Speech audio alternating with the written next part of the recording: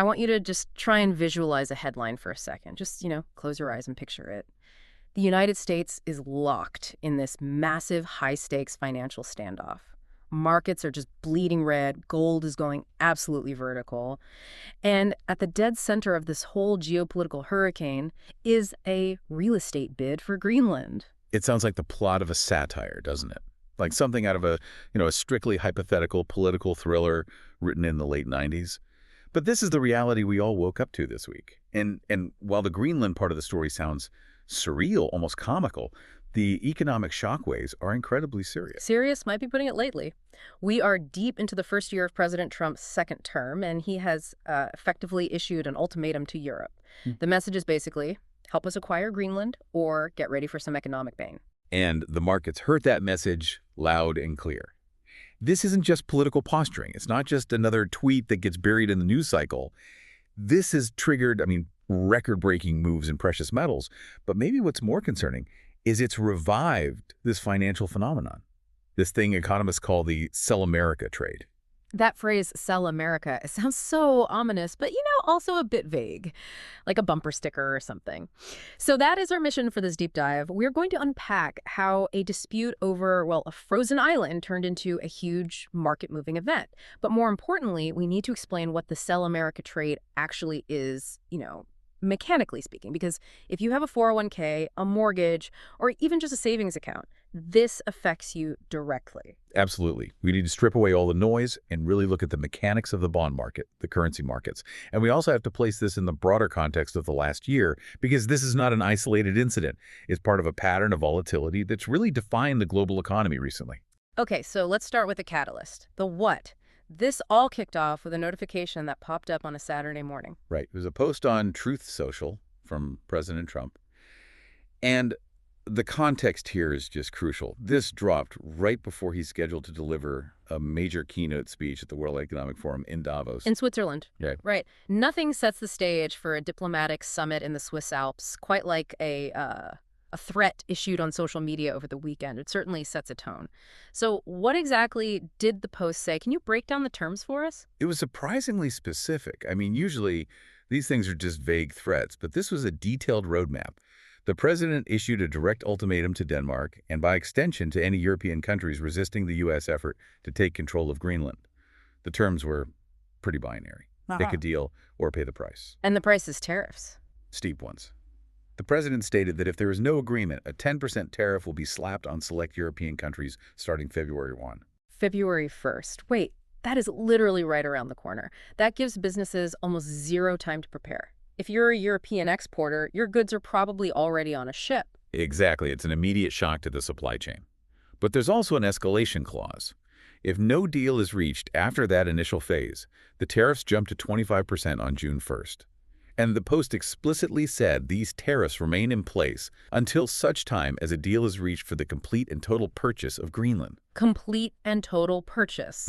He's not mincing words. We are not talking about a lease or a military base agreement or some kind of joint exploration treaty. It's a transaction. Exactly. It's a property deal enforced by trade policy. And while the diplomats are scrambling to figure out how to respond, and you can just imagine the phone calls happening in Copenhagen and Brussels right now, the financial markets, they did not wait. The reaction was immediate and, frankly, violent. Let's get into that reaction, because this brings us to that concept you mentioned earlier, the sell America trade.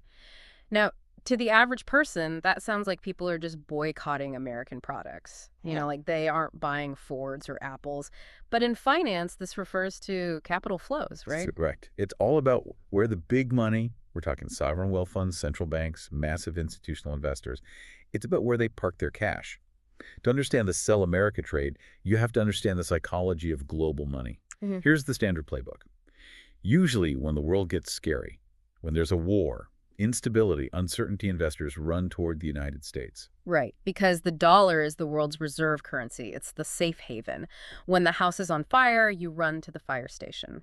Precisely. You buy U.S. dollars and you buy U.S. Treasury bonds because historically, they're the safest assets on the planet. The U.S. government pays its debts. The U.S. economy is the bedrock. But the sell America trade turns that logic completely upside down.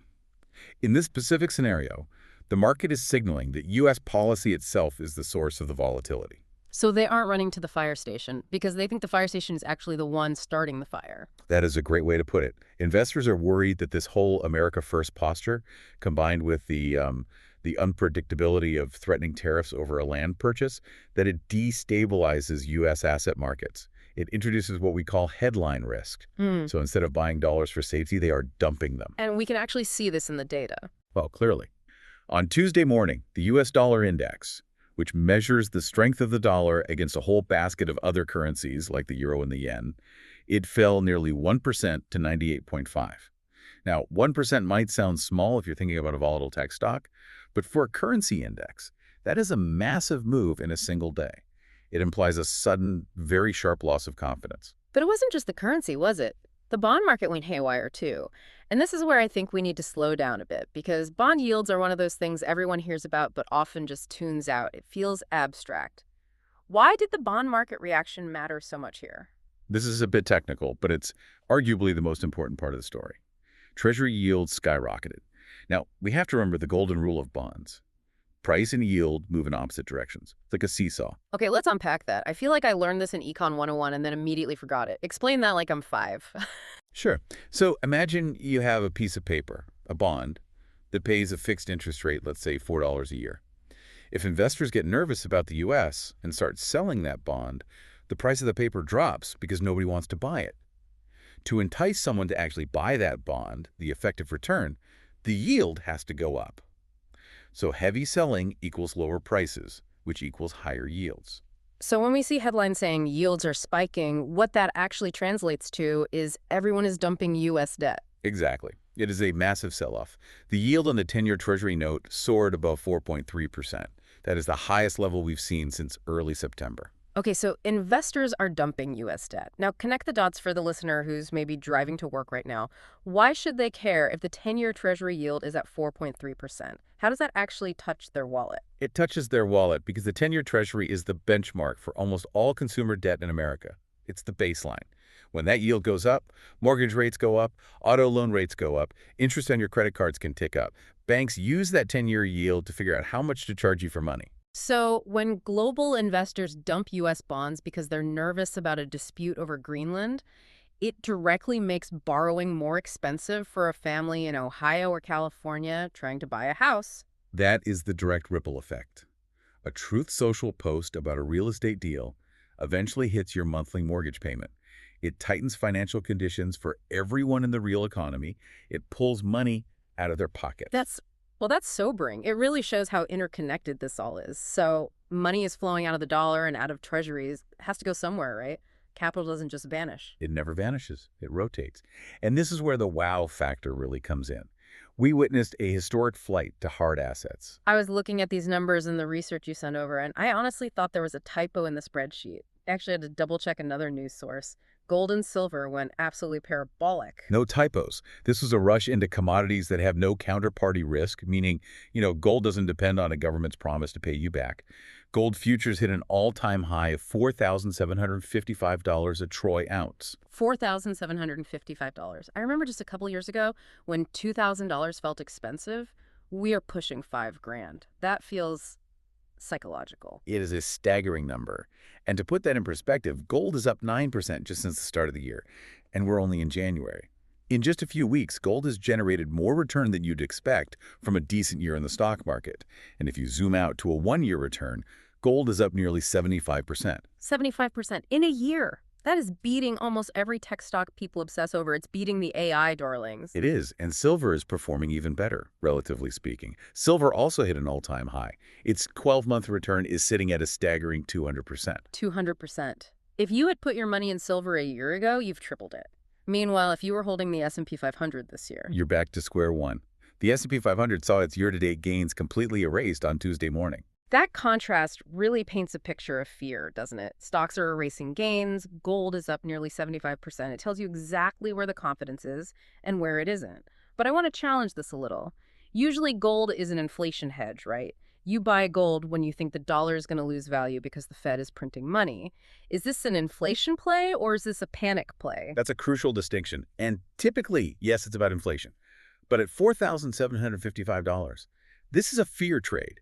This is investors saying, I don't know what the rules of global trade are going to be next week, so I want to own the thing that has been money for 5,000 years. Huh. It's insurance against chaos. It's the market saying, I don't trust paper assets right now. And looking at the stock market, that fear is palpable. The major indexes, the Dow, S&P 500, NASDAQ, they were all down 1% or more. Just a sea of red. It was. In fact, if you look at the sector breakdown of the S&P 500, out of all 11 sectors, only one was trading in the green. Let me guess, energy? Spot on. The energy sector was the lone bright spot. That often happens when geopolitical tension rises, energy security becomes a priority, and prices tend to spike. Investors think, well, if trade breaks down, we still need oil and gas. But everything else, tech, consumer discretionary, financials, all sold off. There is another number we need to look at to measure this anxiety. The VIX. I always hear it called the fear index, which sounds dramatic, but what is it actually measuring? Is it just a survey of how scared traders are? Not a survey, no, it's actual money. It stands for the SIBO Volatility Index. Simply put, it measures how much price turbulence traders expect over the next 30 days. It's derived from the price of options. Basically, how much are people paying to insure their portfolios against a crash? Think of it like buying hurricane insurance. If everyone suddenly rushes to buy hurricane insurance, the price of the premiums goes up. The VIX tracks that premium. And where are we sitting right now? On Tuesday, the VIX jumped to 20.69. Is 20 a magic number? It's a psychological marker. Generally on Wall Street, a reading below 20 implies a relatively calm market. Things are stable, business as usual. Once you cross 20, you are entering the zone of heightened uncertainty. If it hits 30, that usually signals full-blown panic or crash. So jumping to 20.69 is the market saying, okay, the calm is over, we are nervous. It's the highest reading we've had since late November. So we aren't at 1929 crash levels, but everyone is checking where the emergency exits are. That's the right vibe. It's alert, it's cautious, and it's ready to run. But here's the critical part of this analysis. We cannot look at this Greenland ultimatum in a vacuum. If you zoom out, this is just the latest chapter in a very, very volatile story. Right, because we're technically entering the second year of this term, but the last 12 months have just been a roller coaster. This isn't the first time we've seen the VIX spike because of tariffs. It feels like we've been here before. We have. Pattern recognition is key here. If we look back at the timeline of 2025, it has been defined by these bouts of policy-driven volatility. Go back to March 2025. That was the fentanyl issue, right? Yes. In March, President Trump unilaterally imposed tariffs on Canada, China, and Mexico, citing their alleged ties to fentanyl trafficking. The market reaction then was even more severe than what we're seeing today. The VIX soared above 30. So that was panic mode. It was.